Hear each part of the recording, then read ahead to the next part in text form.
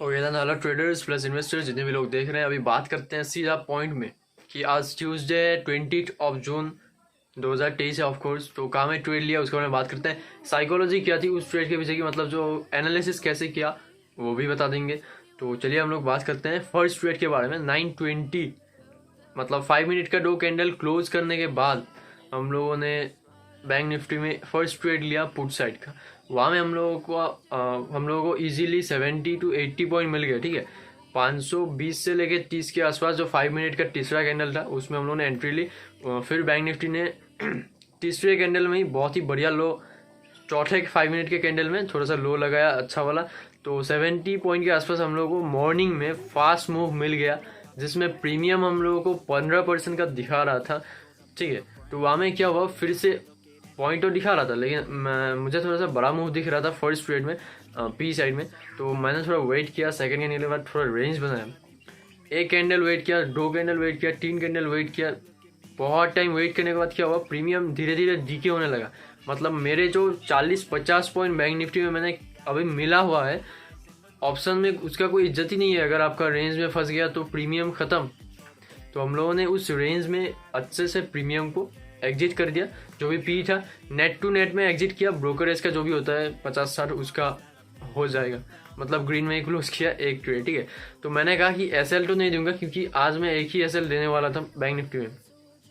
तो उसके बाद हम लोगों ने वेट किया, वेट करने के बाद क्या हुआ, जो बैंक निफ्टी का रेंज था ना वो फिर कहीं ना कहीं तो जाना है, तो रेंज का हम लोगों को हाई में नहीं गया, नीचे का जो लो था लो के आसपास जैसे ये झूला, मतलब लो को ब्रेक किया कह सकते हो।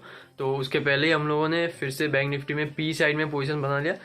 तो बहुत ही बढ़िया गया वहाँ में। आधा घंटा हम लोगों ने बस देखते ही रहे कि कहाँ में जाता है, हम लोग ट्रेड पंच करेंगे। तो ये नीचे की ओर हम लोग को ब्रेकडाउन मिला, तो वहाँ में फॉर श्योर हम लोगों को 100 पॉइंट के आसपास मिल गए। तो उसमें हम लोगों का प्रीमियम करीब 40%, 40 नहीं 30, हाँ 40% कह सकते हैं, 35% से लेके 40% का रिटर्न दे रहा था। ठीक है, तो वहाँ में हम लोगों ने इसको बुक किया, आपका 20% से ज़्यादा हम लोगों ने बुकिंग की है। तो हम लोग थोड़ा सा लंबा देख रहे थे।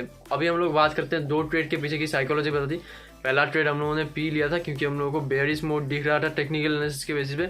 सेकेंड ट्रेड में क्या हुआ, एग्जिट क्यों किया वो भी बता दिया।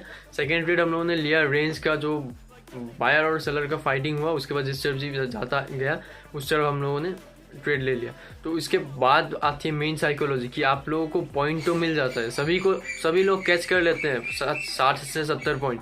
जो भी लोग 1 ईयर 2 ईयर से ट्रेड कर रहे हैं वो लोग कैच कर लेते हैं इजीली, लेकिन उसके बाद उन लोगों को पता नहीं होता कि कितना नीचे जाएगा। मुझे अभी माइंड में क्या आया कि 43,450 बहुत ज़्यादा इंपॉर्टेंट लेवल है। जो भी लोग पहले से ट्रेड कर रहे हैं तो उसको ब्रेकडाउन मिल चुका है। बैंक निफ्टी ने लो लगाया 43,345 का। तो इसके बाद क्या, क्योंकि बहुत ही बड़ा सपोर्ट जोन का ब्रेकडाउन हो चुका है 100 पॉइंट से, 100 पॉइंट से ब्रेकडाउन हो चुका है। तो मैंने वहाँ में वेट किया, वेट करने के बाद इसने जब 400 टच किया ना, 43,400 जैसे ही फिर से टच करके दिखा दिया, तो मुझे समझ में आ गया कि यहाँ में खेल गड़बड़ है। ठीक है, 50 पॉइंट तक हम लोग रिट्रेस ले सकते हैं लेकिन उससे ज़्यादा हम लोग रिट्रेस नहीं देंगे। तो उसके बाद जैसे 400 के आसपास ये झूलने लगा, 400 405 हम लोगों ने जो पुट था पुट साइड से हम लोगों ने एग्जिट कर दिया। 2 ही ट्रेड एग्जीक्यूट हुए, उसके पीछे की लॉजिक, एंट्री क्यों लिया, एग्जिट क्यों लिया। मैं एग्जिट नहीं लेने वाला था, मैं इसको और डायरेक्शनल प्लान करने वाला था, लेकिन ये 400 के नीचे सस्टेन ही नहीं हुआ। नहीं तो मैं इसको पोजिशनल भी लेके जाता, क्योंकि एनालिसिस पे मुझे अपने सेटअप में हमेशा बिलीव होता है, और जहाँ में मुझे बिलीव होता है वहाँ में 90% काम करता है, 10% का हम लोग छोड़ सकते हैं। तो 400 के नीचे ये सस्टेन हुआ नहीं, फिर से ये ऊपर की ओर जाने लगा। अभी देखिए 450 अभी आता है नेक्स्ट फेज, हम लोगों ने एग्जिट कर दिया। फिर इसने थोड़ा सा रेंज तो बनाया ही था लो के बाद। तो वहाँ में हम लोगों की साइकोलॉजी क्या थी कि और ट्रेड लेना चाहिए। अभी अगर मैं और ट्रेड लेता, टेक्निकल एनालिसिस हैमर वगैरह तो सपोर्ट जोन के आसपास दिखता रहता है, सपोर्ट के नीचे, मतलब वहाँ में हम लोगों का प्लान किया था। तो अभी बैंक निफ्टी में मुझे बड़े टारगेट तो मिल नहीं रहे थे कि सी साइड में, तो वहाँ में बिल्कुल वैसा ही हुआ, बहुत ज़्यादा रेंज बनाया, प्रीमियम बहुत ज़्यादा डिके हुआ। ठीक है, तो करीब आधा घंटा रेंज बिताता है, फिर से थोड़ा 50-60 पॉइंट का ऊपर जाता है, फिर से आधा घंटा टाइम बिताता है, फिर से 60-70 पॉइंट ऊपर जाता है। ऐसे ही करके मैं देख रहा हूँ कि ये 43,550 के आसपास झूल रहा है। तो वहाँ से मुझे ट्रेड कोई ना ही कॉन्फिडेंस था, ना ही कोई सेटअप था। ऐसा क्यों है? क्योंकि अभी बैंक निफ्टी फिर से एक रेंज बना रहा है, जो 450 का लेवल है, 43,450, यहाँ से फिर से बहुत हाई प्रेशर का बाइंग प्रेशर आ रहा है, बहुत हाई लेवल का बाइंग प्रेशर आ रहा है 43,450 के आसपास से। और ऊपर भी यहाँ में रेजिस्टेंस ले रहा है, तो मार्केट को खुद नहीं पता कि जाना किधर है, तो हम तो क्या ही कह सकते हैं।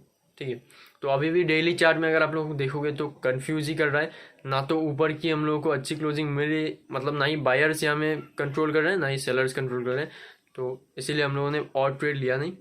खेल ख़त्म। बहुत ज़्यादा हेल्पफुल हुआ होगा जो भी बिगिनर्स लोग ट्रेड करते हैं, और जो भी सालों से ट्रेड कर रहे हैं उनके लिए कुछ हेल्पफुल है नहीं, क्योंकि उनको भी नहीं पता कि टारगेट कितना रखना है।